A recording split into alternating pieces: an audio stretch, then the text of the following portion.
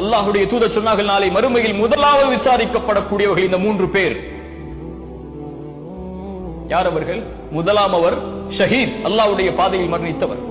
இரண்டாவது ஒருவர் காரி, குர்ஆனை அழகாக ஓதக்கூடியவர். மூன்றாவது ஆலிம், மார்க்கத்தை கற்று பேசக்கூடிய மனிதர். இந்த துறையிலும் இன்று பிரபலியம் தேவைப்படுகிறது. அல்லாஹ் அழைப்பான், ஷஹீத் ஏன் செய்தாய்? அவர் சொல்வார், யா அல்லாஹ், உன்னுடைய பாதையில் இறக்க வேண்டும் என்பதற்காக செய்தேன். அல்லாஹ் சொல்லுவான், மக்கள் உன்னை புகழ்ந்தார்கள், மக்கள் உன்னை ஷஹீத் என்று சொன்னார்கள், அதெல்லாம் சரி, நீ செய்தது அதற்காகவா? உன் உள்ளத்தை அறிந்தவன் நான். நீ பொய் சொல்லுகிறாய். உன்னை மக்கள் ஷஹீத் என்று போற்ற வேண்டும் என்பதற்காகத்தான் செய்தேன். யாருக்காக செய்தாய்? அவர்களிடத்தில் சென்று கூலியை வாங்கிக் கொள். காரி, குர்ஆனை ஓதினாய், எதற்காக ஓதினாய்? அவர் சொல்வார், யா அல்லாஹ், உனக்காகத்தான். பொய் சொல்லுகிறாய் அடியானே, மக்கள் உன்னை குர்ஆனை அழகாக ஓதக்கூடியவர் என்பதற்காகத்தானே குர்ஆனை அழகாக ஓதினாய், போய் பெற்றுக்கொள் நன்மை அவர்களிடத்தில். ஆலிம், மார்க்கத்தை கற்று பேசக்கூடியவர் அழைப்பார், அல்லாஹ், எதற்காக செய்தாய்?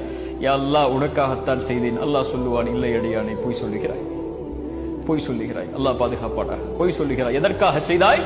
மக்கள் உன்னை அறிஞர் என்று போற்ற வேண்டும் என்பதற்காகத்தானே, போய் பெற்றுக்கொள்.